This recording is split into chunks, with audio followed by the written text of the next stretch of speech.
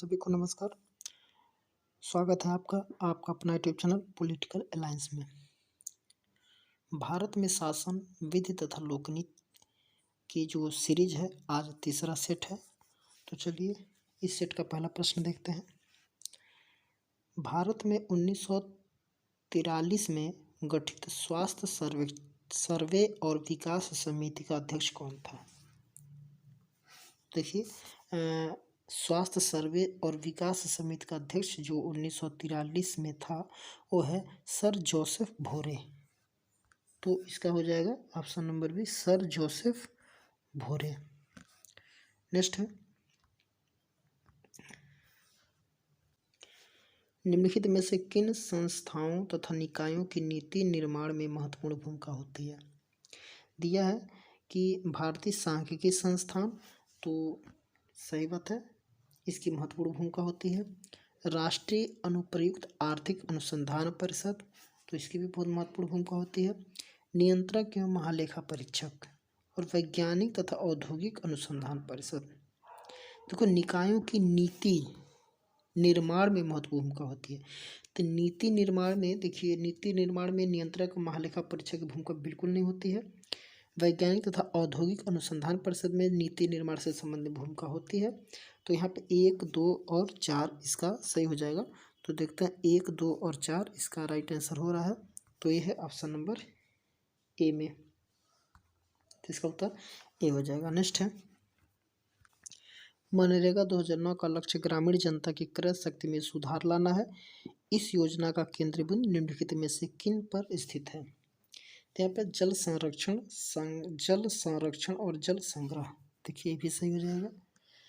पारंपरिक जल निकायों का नवीनीकरण हो जाएगा। भूमि विकास, बाढ़ नियंत्रण भी हो जाएगा। बारहमासी पहुंच सुनिश्चित करने हेतु ग्रामीण संयोजकता, तो ये भी सही हो जाएगा। तो यहाँ पे 1, 2, 3 और 4 इसका सब सही हो जाएगा। तो देखते हैं 1, 2, 3 और 4 इसका राइट आंसर जो हो जाएगा ऑप्शन नंबर बी इसका राइट आंसर। नेक्स्ट है, मिलान करना है, सूची 1 और सूची 2 का मिलान करना है। तो ए दिया है कि ई गवर्नेंस, तो ई गवर्नेंस जो होता है NEGP, ई गवर्नेंस जो हो जाएगा NEGP। फिर पंचायती राज, तो पंचायती राज जो हो जाएगा 73वां संविधान संशोधन अधिनियम। फिर शिकायतों का निवारण, शिकायतों का जो निवारण हो जाएगा वो हो जाएगा ओम्बुड्समैन, जिसे हम लोकपाल कहते हैं। और शिक्षा का अधिकार 2009 हो जाएगा, शिक्षा का अधिकार 2009। तो ओम्बुड्समैन को यहाँ पे लोकपाल भी भारत में बोला जाता है, लोकपाल। तो इसका जो हो जाएगा, पहले का 2, दूसरे का 1 और तीसरे का 4, फिर 3, तो इसका राइट आंसर हो जाएगा ऑप्शन नंबर बी। नेक्स्ट है, निम्नलिखित प्रशासनिक आधार समितियां आयोगों को काल क्रमानुसार व्यवस्थित करें।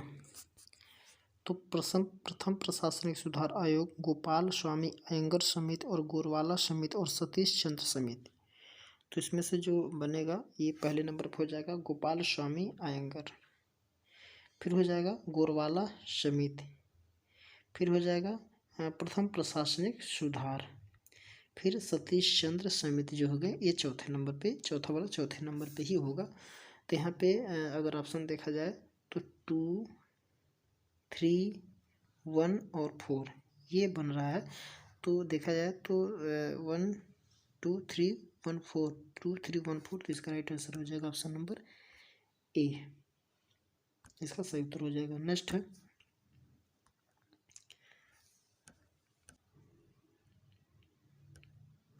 दिया कि निम्नलिखित को उनकी स्थापना के अनुसार आरोही क्रम में व्यवस्थित करें। तो स्थापना के अनुसार, तो यहाँ पे भारत का 74वां वित्त आयोग ये बाद में होगा। संघ लोक सेवा आयोग, केंद्रीय सतर्कता नीति आयोग, नीति आयोग सबसे लास्ट में होगा। देखिए कि संघ लोक सेवा आयोग ये पहले नंबर पर हो जाएगा।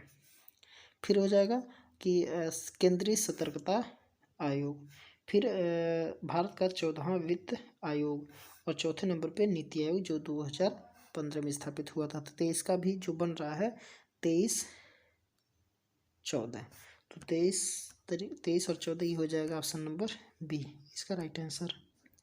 नेक्स्ट है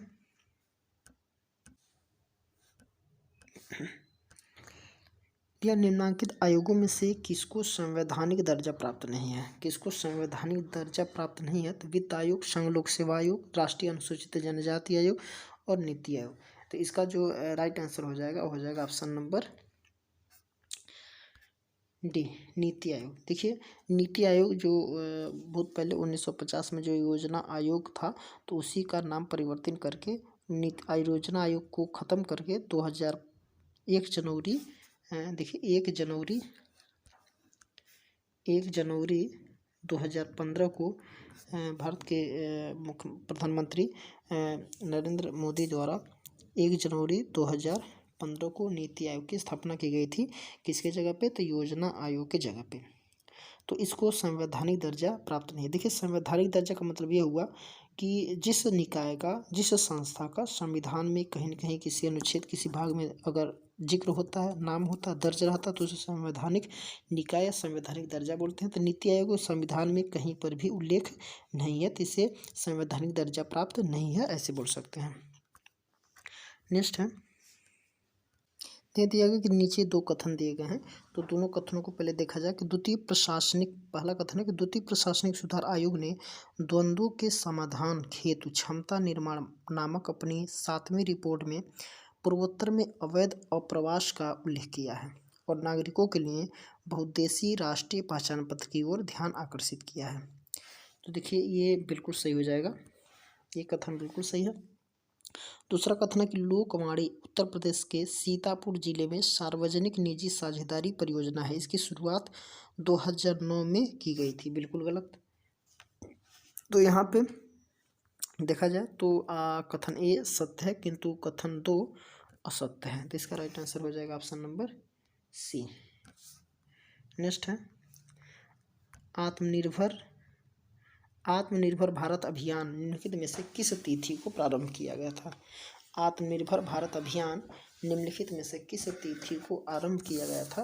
तो देखिए यहाँ पे दिया है कि 12 मई 2020, फिर दिया है कि 12 अक्टूबर 2020, फिर सी ऑप्शन दिया है कि 12 नवंबर 2020 और 12 दिसंबर 2020।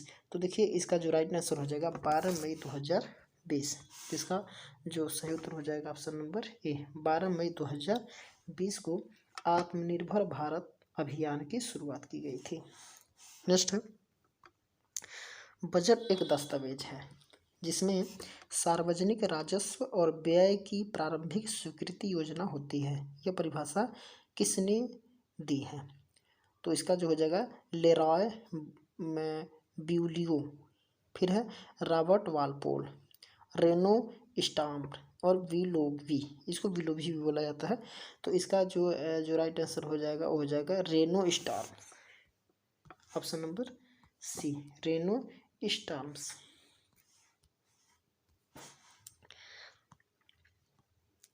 अगला प्रश्न है दिया कि निष्पादन बजट यह दर्शाता है कि कोई सरकारी इकाई अपने लक्ष्यों और उद्देश्यों को किस सुगमता से प्राप्त करती है। निम्नलिखित में से कौन से निष्पादन बजट के केंद्रीय बिंदु हैं? तो देखिए देखा जाए तो यहाँ पर 4 कथन दिए गए हैं और चारों कथनों से ये देखा जाएगा कि कौन जो है ये निष्पादन बजट के केंद्र बिंदु है। तो कौन बिंदु है? तो पहला बिंदु है कि इसमें निष्पादन स्तरों की स्थापना तथा सूचना संग्रहण की आवश्यकता होती है। तो ये बिल्कुल सही है। जो कार्य किया जाता है उसकी मात्रा का मापन होता है, बिल्कुल सही। उस कार्य की गुणवत्ता अथवा उसके परिणाम का मापन होता है, बिल्कुल। इसका इस बात पर प्रभाव पड़ता है कि किसी विभाग को भविष्य में कितना पैसा प्राप्त होगा। तो ये भी सही हो जाएगा। तो यहाँ पे 1, 2, 3 और 4 ये सारे के सारे सही हो जाएंगे। तो यहाँ पे ऑप्शन नंबर इसका सी हो जाएगा, इसका राइट आंसर। नेक्स्ट है निम्नलिखित में से कौन से मजदूरी वृद्धि और अवसंरचना विकास के कार्यक्रम हैं? वृद्धि और अवसंरचना के विकास के कार्य कौन है? तो यहाँ पर दिया है crash scheme of rural employment यानी कि सघन ग्रामीण रोजगार योजना।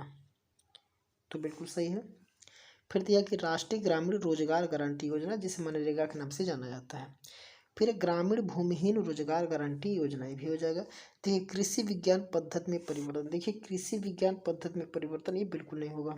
तो यहाँ पे जो मजदूरी वृद्धि और अवसंरचना विकास, ये कार्यक्रम यही है। तो ये crash scheme of rural employment, समग्र ग्रामीण रोजगार, इसमें भी रोजगार ग्रामीण किया जाता है। राष्ट्रीय ग्रामीण मनरेगा से भी है, और ग्रामीण भूमिहीन रोजगार गारंटी कार्यक्रम, इन तीनों से, यानी कि 1, 2 और 3, इन तीनों से क्या होती है कि मजदूरी वृद्धि और अवसंरचना विकास के कार्यक्रम, ये सब चीज़ें होते हैं। तो यहाँ पे 1, 2 और 3 इसका सही हो जाएगा। तो यहाँ पे 1, 2 और 3 इसका राइट आंसर हो जाएगा। तो ऑप्शन नंबर सी इसका राइट आंसर। नेक्स्ट है, निम्नलिखित में से लोक नीति का क्रमिक वृद्धि, लोक नीति का क्रमिक वृद्धि प्रतिरूप किसने प्रस्तुत किया था? तो यहाँ हो जाएगा कि हेनरी फेयोल, चार्ल्स ई लिंडब्लॉम, और सी है फ्रेड डब्ल्यू रिक्स, और डी है डेविड